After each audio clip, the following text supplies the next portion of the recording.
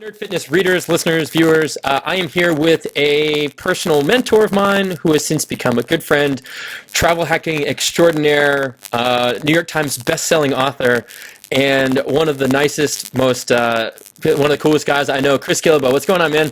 Dude, thank you so much. Awesome intro. Yeah, you can pay me later. Yeah. So for our viewers that aren't currently familiar with your work, can you give us just like a quick, 2-minute spiel? Who the heck are you, and what the hell are you doing here? Sure. I am a writer, traveler, and entrepreneur. I'm fortunate to have an amazing community of people all over the world, just kind of like the Nerd Fitness community. I don't know where to begin. I started traveling 10 years ago. I really love travel. And I kind of turned that into a quest to go to every country in the world. In the beginning, it was just a personal quest. I wasn't blogging about it, didn't have books or anything. But then I did start blogging about it, did begin to publish books, started a few businesses. I have a blog called The Art of Nonconformity. I host an event every year in Portland called the World Domination Summit, which we've been fortunate to have Steve Kamb at. Is it every year? Is that right? Yeah, I've been to every one of them. That's pretty awesome. That's because you're locked in for life now. I'm in, man. You can't get rid of me, even if you wanted to. You should have like a lifetime pass or something, $5,000, and you come like forever. Don't tempt me, dude. I do it. That's awesome. No, I guess I'm just fortunate. I have a great life. I'm really excited about what I'm doing. I do what I love, pretty much all the time. That's great. So, the reason we are doing today's interview is because you have a book that's ready to come out, which I currently have right here, called The Happiness of Pursuit. And the entire book is about this concept of quests and journeys. And I'd love for you to talk a little bit about, quests and journeys have been around literally since recorded history began. Right. Whether it's in the Bible or all the way up through video games. I think even in the book you mentioned Super Mario Brothers and the quest of, going to try to save the princess unless she's not in the right, unless she's in the other castle. Right. Yeah. Talk about why you feel like quests are so important to you, and how quests, the importance of quests, I guess, for people, and the benefits people can derive from actually starting their own journey. Yeah, great. So as you mentioned, quests have been a part of the human story, for a long time. It's not just my story. It's something that we're all interested in. We're all fascinated in the concept of a long journey that leads to something. A quest is something that has a destination. It's not just like a rambling journey. There's often a lot of rambling involved, but there is a destination. You're trying to get to it, but you're not supposed to get to it too quickly. It's supposed to take a certain amount of time, just like in Mario Brothers. You don't actually want to rescue the princess in the first level. It'd be kind of disappointing if you did. You want to keep going. You're like, okay, what, 6, 7, okay, 8 times. On the 8th time, there we go. I can do it. And so in my life, I'd always just loved traveling. As I mentioned, I loved going to new places. I really felt alive when I was in different cultures, and I felt challenged, and I'd always been kind of an introvert and just doing my own thing. So like when I was traveling out in the world, it was a good, eye-opening kind of thing for me. But traveling on its own, as good as it became a lot better when I combined traveling with goal setting.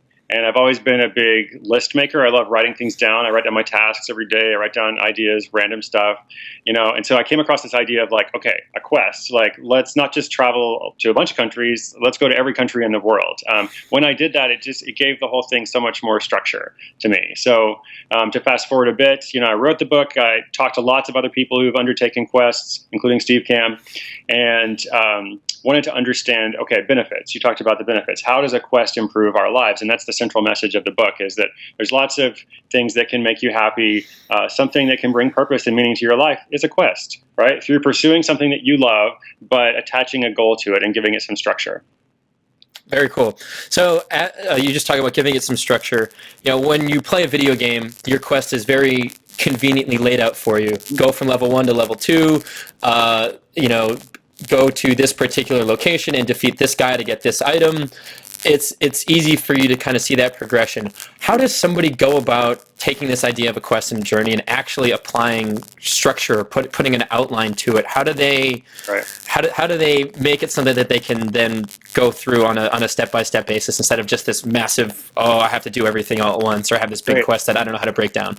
Great. Well, making it specific is hugely helpful. Just as you alluded to with the game, you have the structure. So in my case, I'll tell you my case and a couple other people's as well.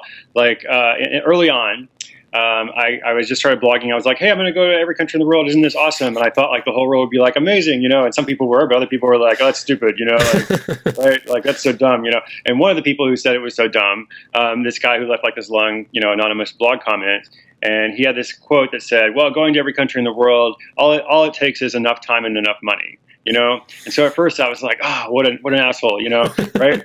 But then actually, like, I started thinking about it later, right? And I started unpacking it a little bit. I'm like, okay, so forget about that guy. Let's think about the actual comment, you know. There's actually some value in this kind of thinking. There's actually some value in saying, okay, what are the steps? How much time will this take? How much money does it require? What are the other costs? There's probably some intangible costs. There's probably some uncertainties, you know. And I've always kind of gravitated toward that kind of logical thinking, just like making the lists. Mm-hmm. So something that helps a lot when you're trying to figure out what is my quest, what is my adventure, how am I going to proceed along this path, is to make it specific, is to think about, okay, what are those costs? What is the time and money? You know, what am I really trying to achieve here? And how can I give it, you know, that functionality, that platform? That helped me a lot, actually, when I started thinking about it. Okay. Very cool. So, you know, as you're talking through these things, you talked about how every day you have a list. As a result of that movie coming out years ago, The Bucket List, it seems like everybody and their mother these days has a bucket list, or everybody wakes up on January 1st and makes a list of 15 things they're going to do during the year, and then they officially accomplish none of them. Right. How do people break that cycle? You know, I know you just kind of talked about putting those steps in place, but what other things can people do to actually get themselves to follow through with these lists that they're making and get things done? Yeah, well, I am a fan of bucket lists. You know, I think it's good to dream, right? You might as well like have some dreams, because lots of people have no idea what they want to do. So it's a good start. I think it's better though, you know, to make it specific. So instead of like my dream is to like travel the world and fall in love and make a lot of money, like let's get specific about, you know, what this is. And then maybe the other thing is, let's think about your list. Like what really is your list? Because often, you know, those lists are kind of just cobbled together based on like, here are the top 100 things that people want to do. Like which one? Something from BuzzFeed, yeah. Yeah, exactly. It's like a BuzzFeed thing. And like, who wants to do that stuff? You know, one of the principles of the book is that your passion or your hobby, whatever you're really excited about, it doesn't have to make sense to anyone else. It doesn't have to be on anybody else's list. You know, like I said, some people didn't care about, you know, going to every country in the world. There's a story of Scott Young. You might know Scott. Yeah. You know, he mastered the MIT computer science curriculum, the 4-year curriculum, in 1 year. You know, I couldn't master it in 4 years. I'm sure 8 years probably, right? Like right. I have no interest in that. There's this other story of a train enthusiast. You know, I don't know if you like trains. How many people in the nerd fitness community really love trains? You know, I don't care that much myself. There's this great video which you can like Google, you know, train enthusiast video, and you see this guy like going nuts over this specific train carriage that he saw. And he's like, woohoo! It's like the best. I remember that. Yeah, absolutely. Remember that video. Going berserk. How happy he is. It's unreal. And it's great. You know, you appreciate the passion. So the principle is you know, it doesn't have to make sense to anybody else. It just has to be something that you're excited about. So when you're thinking about that list, maybe make sure that those things on the list are actually things that you want. I feel like we're much more motivated to pursue something that we actually care about, as opposed to something that maybe has been implied or suggested by others. Yeah, I mean that's true both in a quest, in work, in life. In life. I mean that's so applicable, and I think far too many people kind of spend too much time doing things they feel like they have to, instead of spending as much time as they can on things they actually truly want to do. This is something I've like recently, after reading your book and going back over my own epic quest, something I'm trying to incorporate more and more of. But I love the fact that you actually had a deadline for when you had to finish or get to every country by the time you turned 35, and you reached your final country. How far in advance of your 35th birthday was it?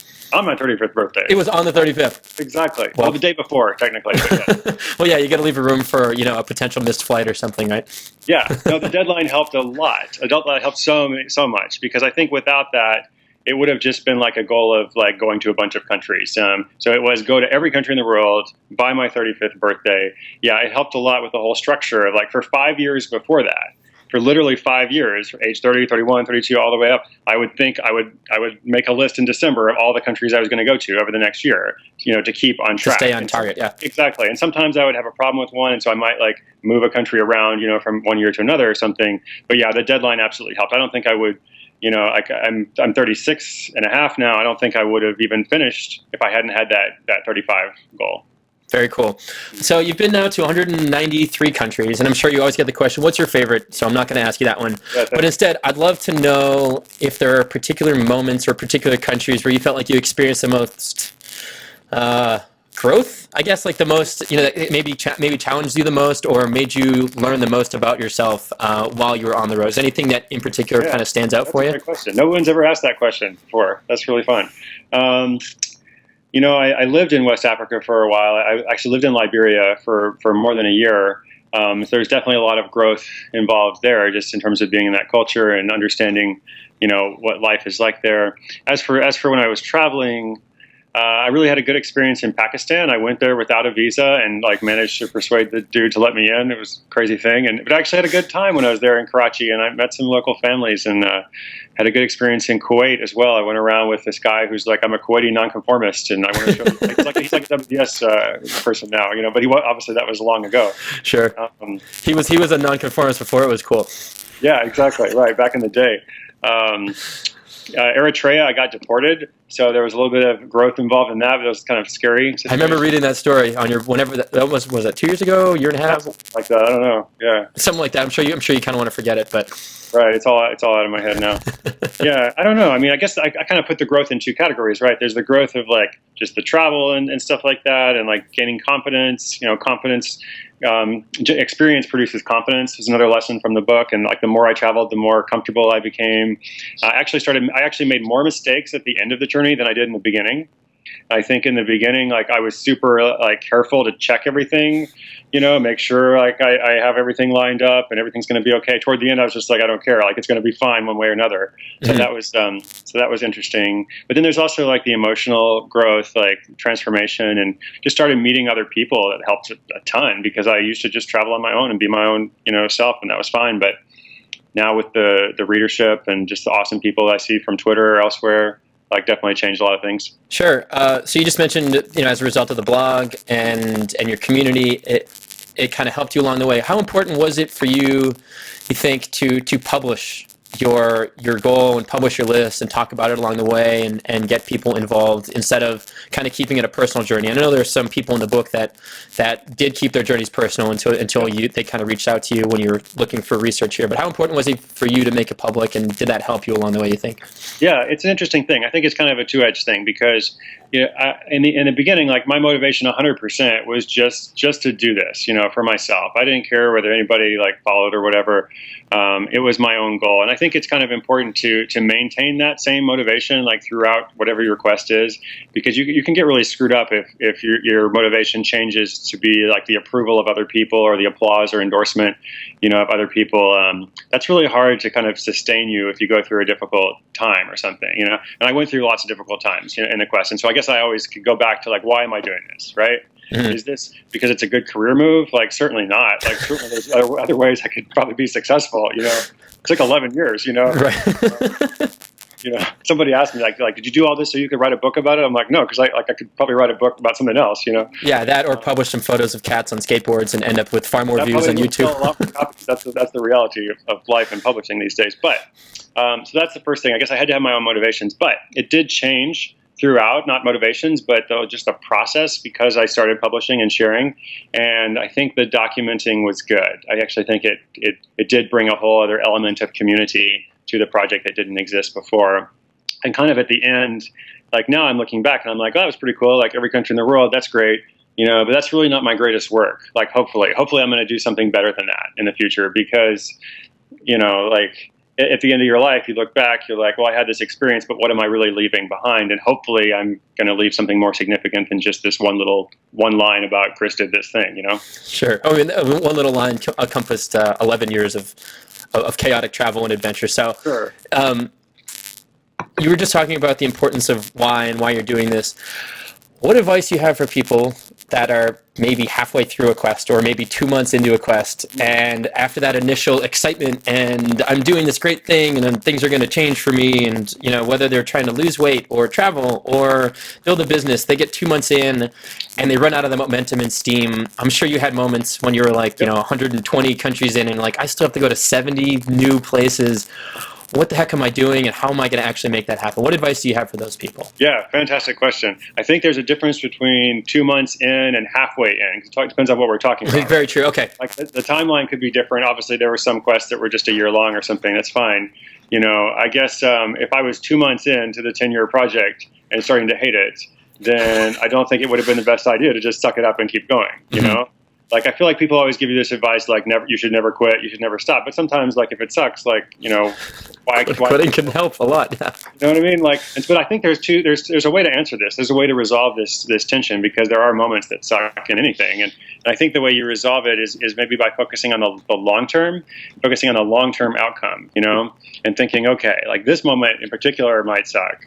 But what am I really working for? What am I trying to achieve eventually? Like, how much does that matter to me? You know, and so I guess if you still have the motivation for the long term, maybe that's a sign that you keep it going. And the other question might be impact. You know, like, are you making a difference? I mean, of course, it depends on what your quest is, but if it involves other people, you know, in some way, like there's a story in the book of Miranda Gibson, this young woman from Tasmania who wanted to protest illegal logging. And she climbed to the top of a eucalyptus tree in Tasmania, and she lived there for more than a year. Like, she built this whole like platform there, and she like did Skype calls with classrooms around the world to raise awareness. You know, I mean, she like lived in a tree for an entire year. You know, and so she was making an impact. So she kept going. So I guess motivations, impact. If you're not having either one of those, then why not do something different? You know. But if you are, keep going. Well said. I think when it comes to the nerd community, it's very easy for us, and me in particular, is to look at a checklist and get really excited about checking off boxes and earning gamer points, or you know, doing things. And as soon as you complete a mission, getting so excited about what that next mission is. Did you struggle with actually living in the moment? Yep. Or do you have advice for people that might only look at what's next, and remembering that, like, hey, tomorrow is not really a guarantee, and you should actually be enjoying this journey along the way as well? Yep, I would love for the nerd fitness community to find a way to answer that question and let me know what the answer is, because that is a struggle that I have. I think it's a common struggle among people who are list oriented, or you know, kind of quest oriented or task oriented. I think it's a thing, and I have to remind myself to like maybe take the win sometimes. You know, like if something's going well, just enjoy that, right? And then you know, you can do something else later. But I also don't.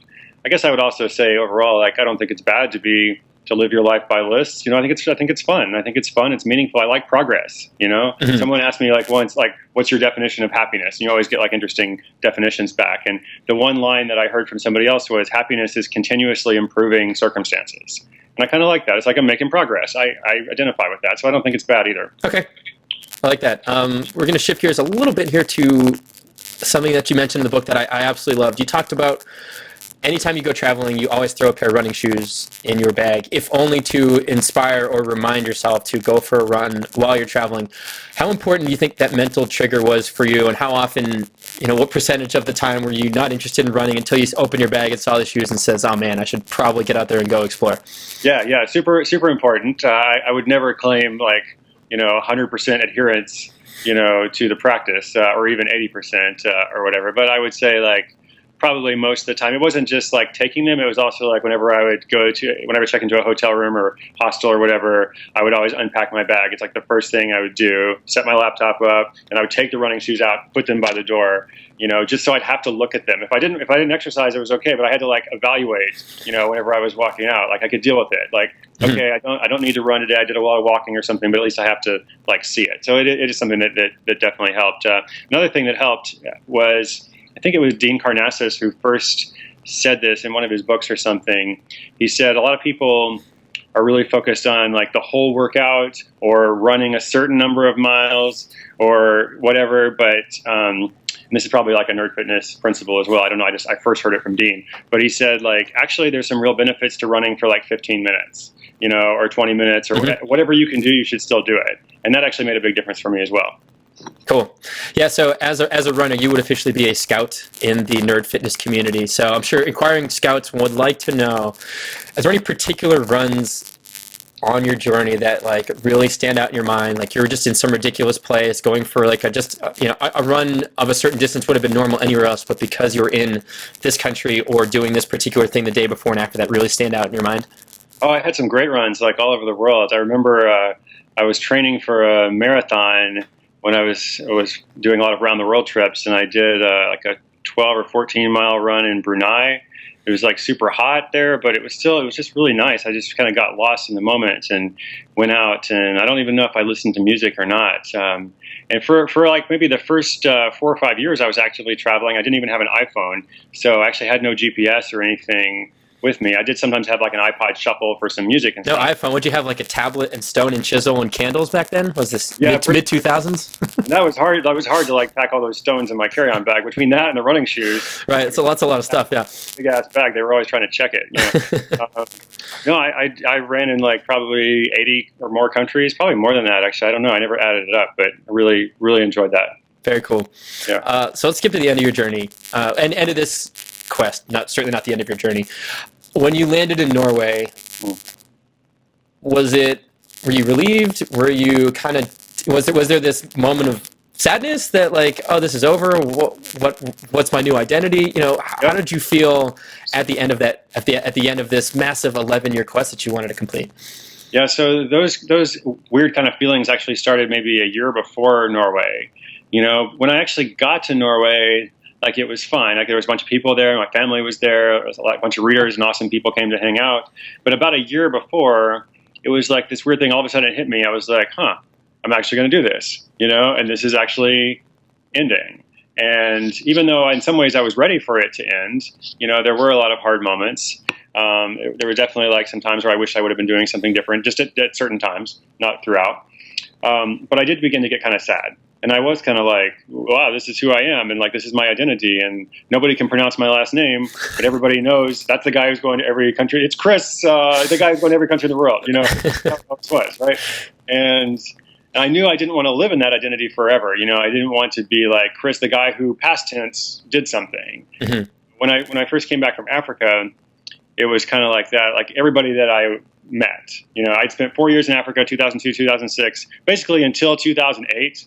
Like if you met me, you would know like right away that I spent 4 years in Africa. So I was telling everybody that, and that's it. You don't want to do that. You can do that for like a couple of weeks or something, but then after that, like move on. Like, what are you doing now? Mm-hmm. So I guess I was kind of like, what is my identity and blah, blah, blah, and all that. And I think that's common, actually. It's common for people who undertake a quest. Is like when you come to the end, like there is a little bit of melancholy to it. There's this accomplishment, but also like maybe a little bit of sadness. And that's just part of it. Sure.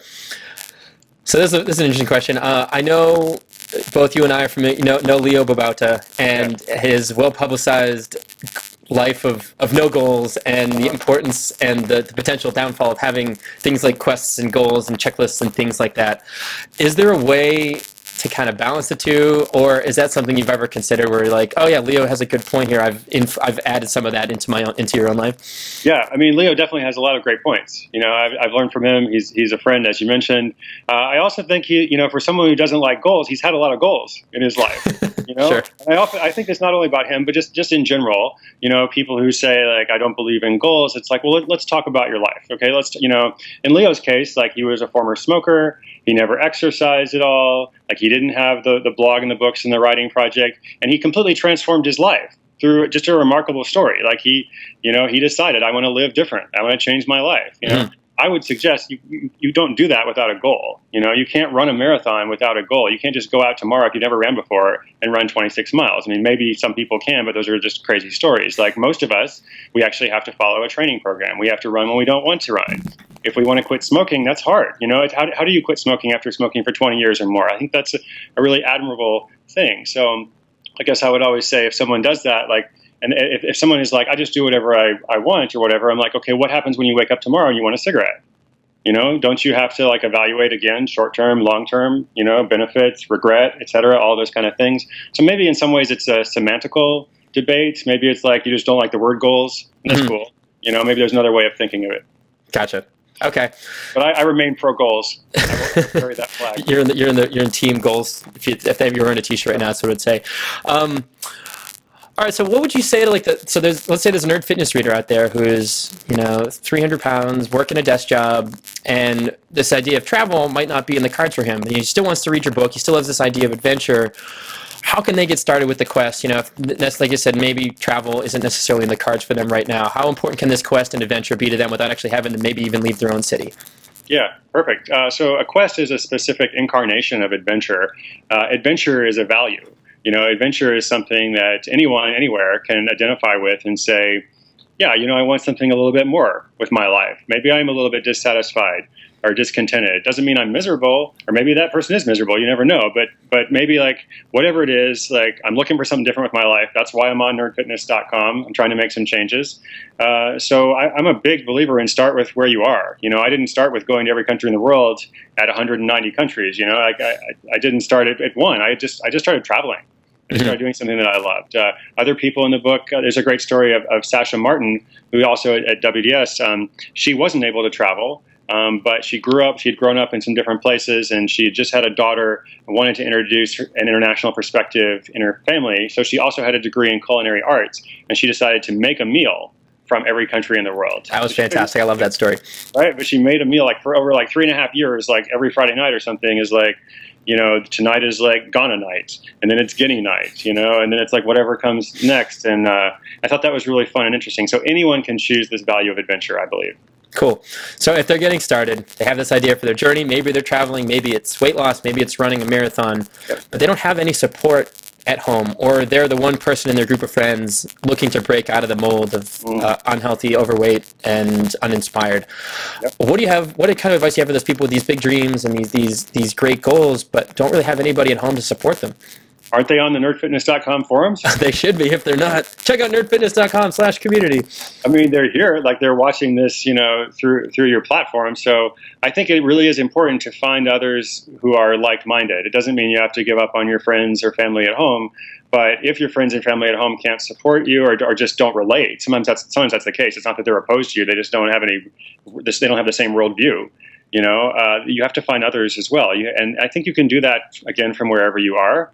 I connect with a lot of people online, and that's been fantastic. And then, like, you know how it is. Like, if we've connected online and we actually see each other, in so-called real life, it's really not that much different. Right. It's really great. So I'm definitely a big fan of finding a community however you can. Very cool. All right. Well, that's enough of the serious questions. Let's move on to a few nerdy ones before I don't want to take up too much of your time. All right.